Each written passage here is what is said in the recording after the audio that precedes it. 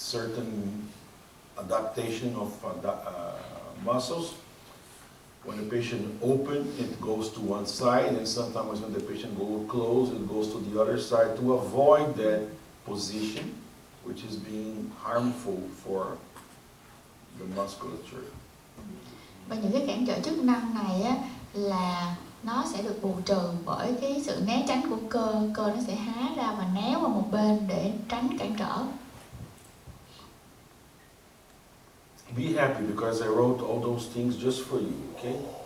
Các anh chị phải thấy vui khi đọc những cái này, bởi vì thầy là viết hết những cái này cho mình. Took me hours to do this. Mất rất nhiều giờ để làm cái này. And every day Zoom was calling me, you gotta send, you need to send me the paper. Let me prepare better for the students, they need this.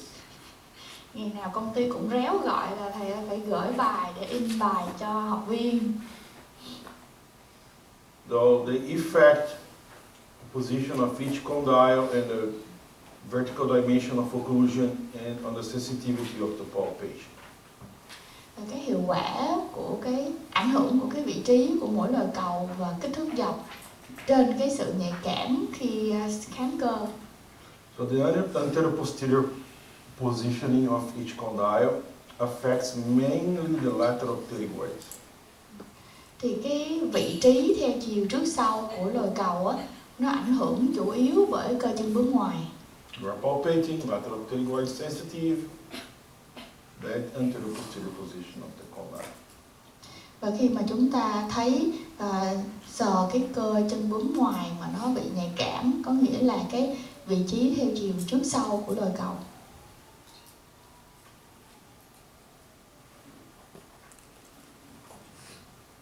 Transverse positioning of both condyles affect mainly the medial pterygoid. So medial pterygoid can be very sensitive because it's oblique, remember the vector? And if the condyle displays sideways in the y-axis, okay, the medial pterygoid try to put the condyle back. Và nếu mà có cái vấn đề vị trí lồi cầu theo chiều ngang thì nó sẽ ảnh hưởng chủ yếu đến cơ chân bướm trong, bởi vì mình biết là cái cơ chân bướm trong, cái hướng kéo của nó rất là xéo, và khi mà cái lồi cầu nó bị lệch theo chiều ngang á, thì cái cơ chân bướm trong nó sẽ rất là căng để nó cân lại cái vị trí của lồi cầu. Very bad vertical dimension. Và cái kích thước dọc mà kém affects mainly mylohyoids, nó sẽ ảnh hưởng chủ yếu đến các cơ móng, masseter, cơ cắn, superficial and deep head, cả đầu nông và đầu sâu, and temporalis. và cơ thái dương. And we will also affect the medial pterygoid. Và dĩ nhiên là nó ảnh hưởng tới cơ chân bướm trong. So all those are vertical muscles. Và đó là những cái cơ ảnh hưởng tới kích thước dọc.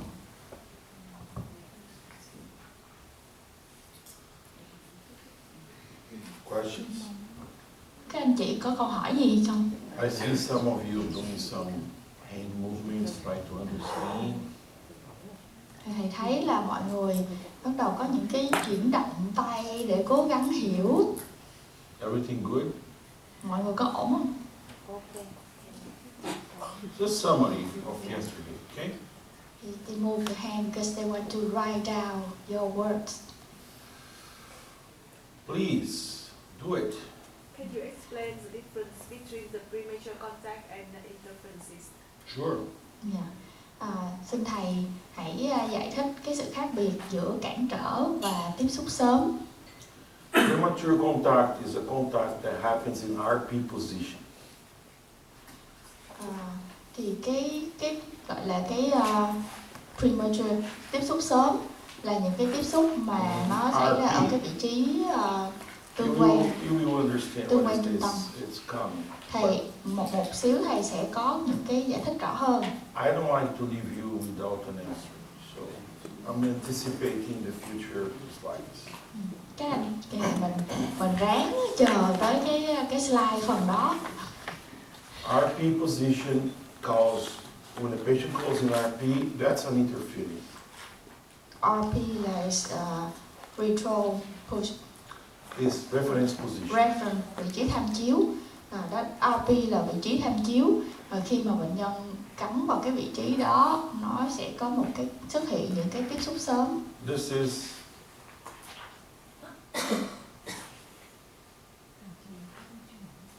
prematurity, not interference. Thì đó là cái tiếp xúc sớm chứ không phải là Interference cản is trở. when the patient goes into maximal intercuspation, so from RP to maximal intercuspation, now the patient finds another contact.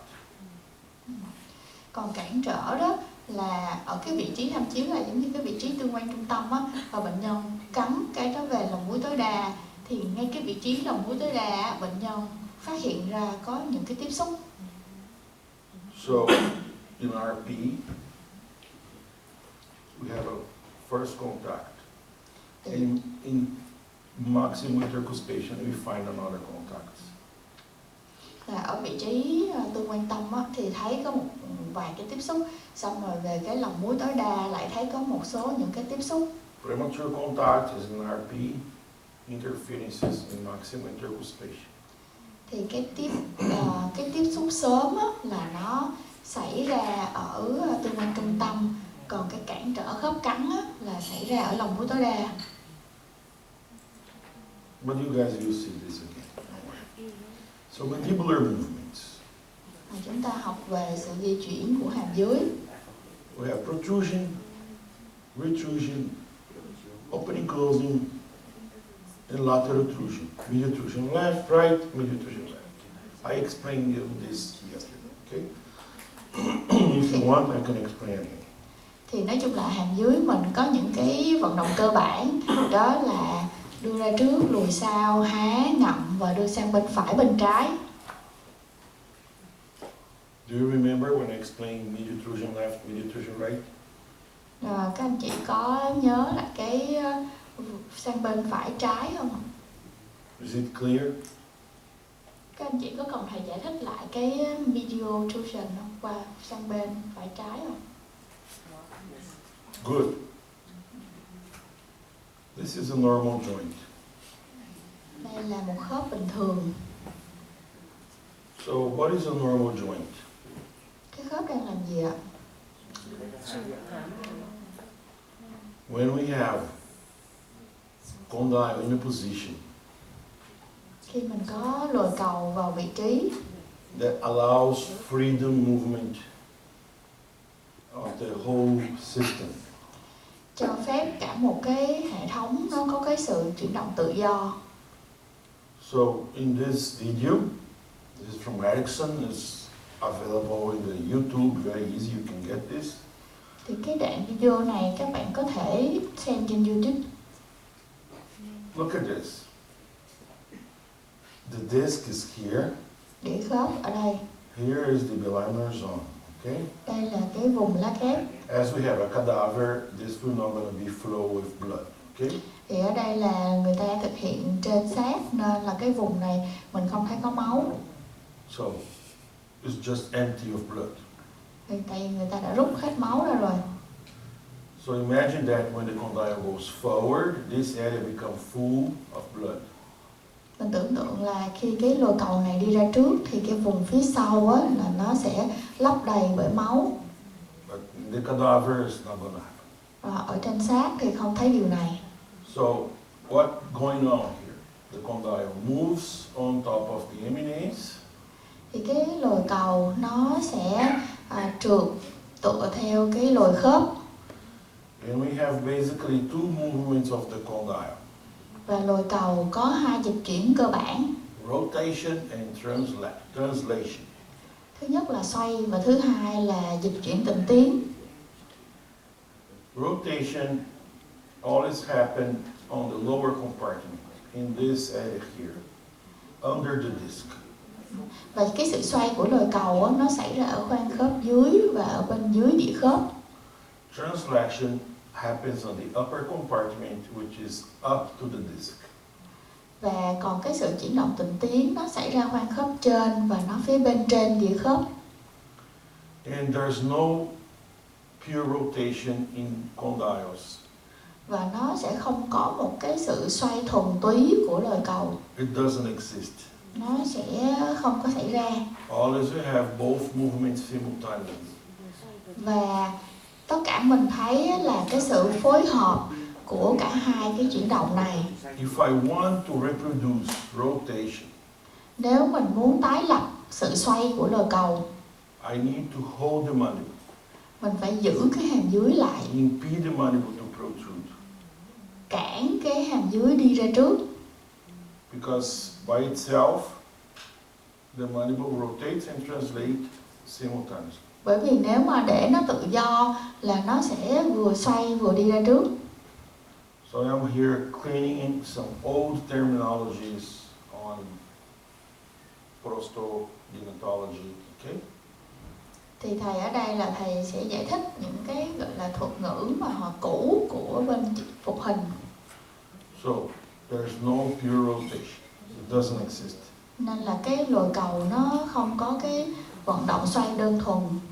The only way to have pure rotation, if I manipulate the patient's mandible. Cái lồi cầu nó chỉ xoay đơn thuần nếu mà tôi thao tác lên hàm dưới của bệnh nhân. If I hold the mandible and impede the mandible translation, I ask the patient just to open. Và nếu mà tôi lấy tay và tôi chặn hàm dưới không cho đưa ra trước và yêu cầu bệnh nhân há, Now the condyle rotates. thì bây giờ lồi cầu mới xoay. Okay. This is very important thing. Đây là một cái điều rất là quan trọng.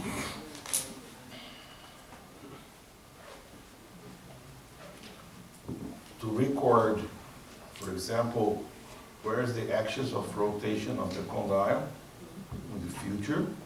Để mình có thể là ghi lại được cái trục xoay hay là trục vận động của lồi In cầu. our future advanced courses, Trong những cái khóa học sau này, I need to hold the mandible tôi phải giữ lại cái hàm dưới to record the axis of rotation.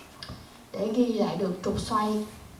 But if I leave the mandible free, rotation translation happens simultaneously. Nếu mà tôi để cho cái hàm dưới vận động tự do thì cái sẽ có sự kết hợp vừa xoay vừa đi ra trước.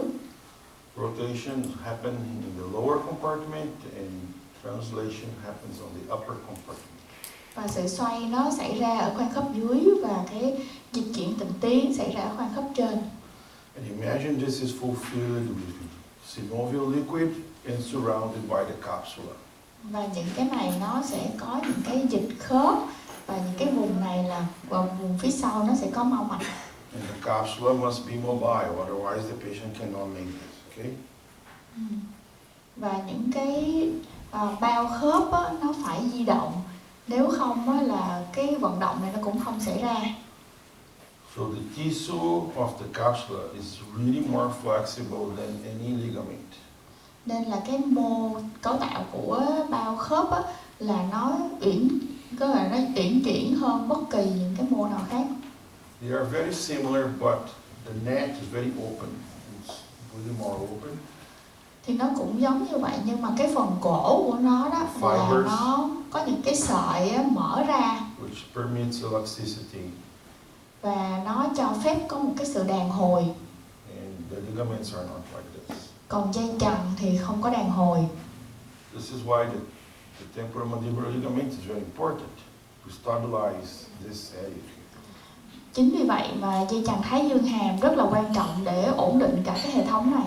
The capsula is not capable to work as a ligament. Bao khớp nó không có thể làm việc như dây chằng. Great. This is a disc displacement with reduction. Ở đây là cái phần dời đĩa ra trước có hồi phục.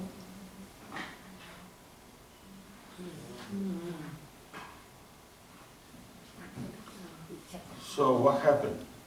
Chuyện gì đã xảy ra? This is not normal joint. Khớp này là không phải là khớp khỏe mạnh. So why do we have this situation here? Vì sao chúng ta có cái tình huống này ở đây? The patient loses the disc. When the patient moves forward, the disc become on top. When the patient get back, it loses again. Có nghĩa là khi mà lồi cầu về vị trí bình thường á, thì nó mất kết nối với đĩa khớp, cái đĩa khớp nó chạy ra trước. Why we have this situation? Why do we have this? Vì sao chúng ta có vấn đề này? Compressed condyle, definitely. Nén ép ở lồi cầu. And, well, how is the manual? And, backward. Còn hàm dưới thì lui sau. So this patient has a good vertical posterior dimension or bad vertical posterior dimension? Như vậy thì kích thước dọc của bệnh nhân là tốt hay là xấu? Rất là xấu.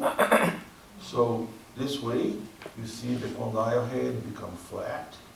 Thì cái đầu lồi cầu trong trường hợp này nó phẳng. You see here, flat. The condyle become a little shorter, thinner. Lồi cầu nó trở nên ngắn hơn và ốm hơn. And the disc become thinner as well. Cái đĩa khớp cũng mỏng hơn. Look at the interesting thing here. When the patient come here, let the patient move. And when the patient got back, look at what happened to the disc. The Khi bệnh disc nhân bend. quay lại á, là cái đĩa khớp nó bị uốn cong, Bend. You bị see? bẻ cong. When the patient closed the mouth, the disc bend. Khi bệnh nhân đóng hàm lại thì cái đĩa khớp bị bẻ cong. If you take an MRI, Nếu chúng ta chụp phim MRI you're going to see the disc like this. thì chúng ta sẽ thấy cái đĩa khớp nó như vậy. The disc is bent in two, fold. Và cái đĩa khớp nó bị bẻ cong và nó bị đẩy dồn ra trước. In certain situations, this is so bad, Trong một số những cái tình huống á, thì điều này nó rất là có hại. the patient cannot open. Bệnh nhân không thể há miệng. The patient try to open, and the patient cannot. Đó là bệnh nhân bị giới hạn há miệng. And some patients create certain crazy movements to escape from the disc. Và bệnh nhân bắt đầu có những cái chuyển động mà Đi rất là lạ để cố gắng thoát khỏi tình trạng này. Kiểu như họ trẹo qua trẹo lại để họ ráng mở miệng ra. They kind of dribble the disc and catch and can open, but when they get back, lose again. Họ cố gắng há nhưng mà khi cái hàm ngậm lại là cái đĩa khớp nó bị chạy ra chỗ khác. So this is why the gold standard exam to check the TMJs in malfunction or in click or in bad situation is the MRI. Vì vậy á, là cái chuẩn vàng trong cái khám khớp trong cái trường hợp này phải là phim MRI. So you need to ask the patient to take MRI, otherwise you don't know where is the disc. You can palpate, you can have an idea, but I'm not sure. Mình có thể sờ nắng, mình có thể khám, nhưng mà mình không có chắc chắn được đâu. So this is one situation that commonly happens to us, and we have to take care of this. Và đây là cái tình huống mà nếu bệnh nhân có thì chúng ta phải điều trị. Why we have loss of vertical dimension? Vì sao chúng ta bị mất cái thước dọc? Why do we have loss of vertical dimension? Why the human beings have so weak TMJs? Vì sao loài người có khớp thái dương hàm yếu như vậy? Why we have so many patients suffering TMJs nowadays? Vì sao ngày nay chúng ta có nhiều người phải bị cái bệnh rối loạn khớp thái dương hàm And we didn't have before. mà trước đây là ít có. Honestly, I am 30, I graduated in 1988. How many years this? Meaning you're good in mathematics. I graduated 1988. Thầy tốt nghiệp năm 1988 á, thì bây giờ thầy bao nhiêu tuổi ạ? 89, 80, to 1990. Tính thử.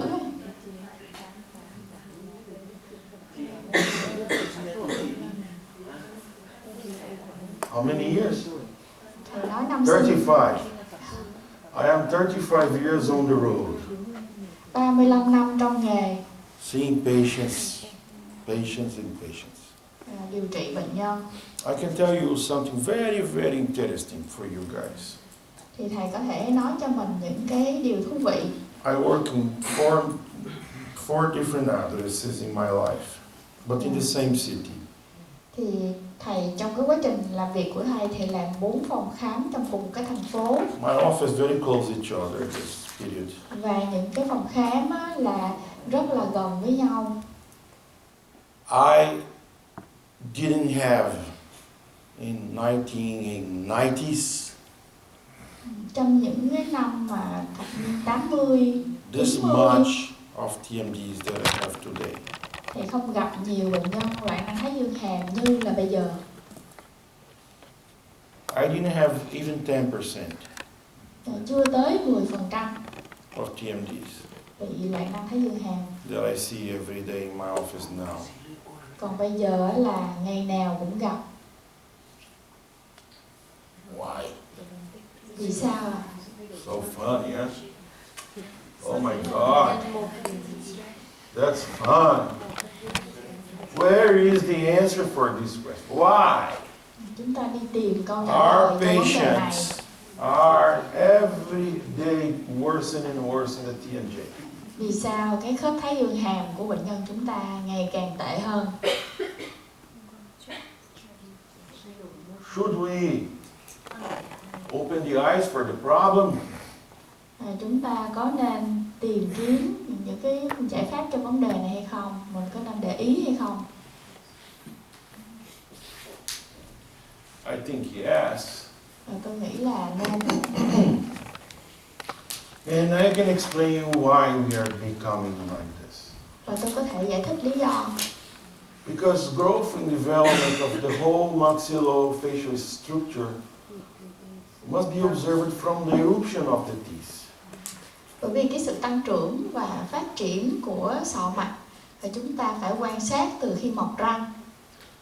So the functional changes in the maxillofacial region is totally associated with the tooth eruption. Như vậy thì những thay đổi chức năng ở vùng hàm mặt á, nó có liên quan tới sự mọc răng. So question is, what is really the functional role of the teeth? Như vậy thì thực sự là cái chức năng chính của răng là gì? We need to see the development of the occlusion more carefully. Do đó là chúng ta hãy quan sát cái sự phát triển của khớp cắn một cách kỹ lưỡng hơn. So we need to understand some occlusal rules. Nên chúng ta phải quan sát một số những cái quy luật của khớp cắn. The temporomandibular joint basic function is sliding. Và cái phần nền của khớp thái dương hàm á, nó là cái sự trượt. The masticatory organs and the maxillofacial system have extremely high adaptability. Và những cái bộ máy nhai và hệ thống hàm mặt á, nó có một cái khả năng thích ứng vô cùng cao. The increase in occlusal height during the growth is greater posterior than anterior. Và cái sự tăng cái dọc khớp cắn trong quá trình tăng trưởng nhiều hơn ở vùng răng sau hơn là ở các răng trước.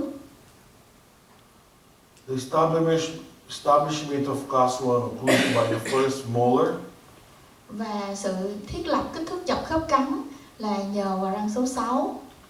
formation of eminence depending on the morphology of the teeth, Và sự hình thành lồi khớp tùy thuộc vào hình thái của răng.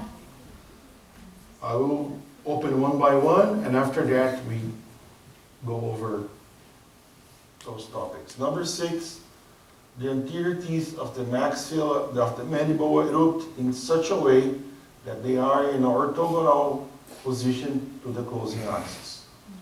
Và những cái trục, những cái răng trước của hàm dưới nó mọc theo cái hướng mà nó thẳng góc với trục đóng hàm. This is why you see different position along incisors in class 2, class 3, class 1. Như vậy thì các bạn sẽ thấy là cái vị trí của răng cửa hàm dưới á, nó khác nhau ở người hạng 1, hạng 2, hạng 3. The position of the maxillary anterior teeth is controlled by the lower lip. Vị trí của răng trước hàm trên được kiểm soát bởi môi dưới. The lower lip helps to position the lumbar incisors. Thì nói cách khác là cái môi dưới nó giúp kiểm soát vị trí của răng cửa hàm trên. Control of lateral, anterior and posterior movement of the mandible is very on top of the first premolar. Thì cái sự kiểm soát những cái vận động sang bên, ra trước và ra sau á, nhờ vào cái răng số 4. Do not distract first premolar. Nên là chúng ta đừng nhổ răng số 4.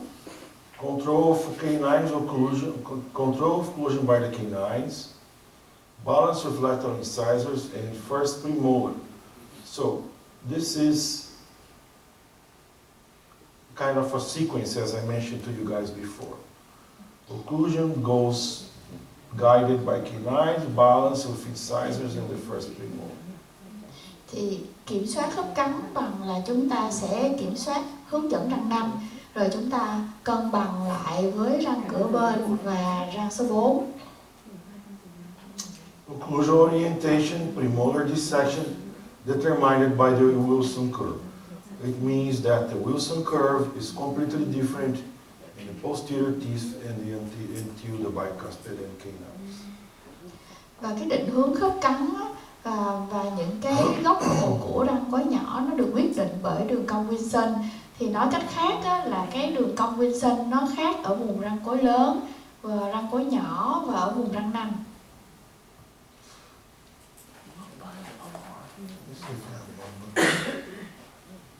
Yeah, I have one more. Curve of speed bicycle. Và cái số 11 đó là nguyên tắc của đường cong speed. Okay, let's talk a little bit about this. Thì đây là tổng hợp những cái quy luật về khớp cắn, và thầy sẽ giải thích từng quy luật chi tiết cho chúng mình. We are entering into the occlusion studies. Và chúng ta đang bước vào những cái nghiên cứu về khớp cắn. Occlusion and TMJs are completely connected. Khớp cắn và khớp thái dương hàm á, là nó hoàn toàn có cái mối liên hệ với nhau. I cannot understand occlusion or TMJ without understand both together, okay? Thì tôi không thể nào hiểu về khớp cắn cũng như không thể hiểu về khớp thái dương hàm cho tới khi tôi có thể liên hệ được hai thứ đó với nhau. The TMJ basic duty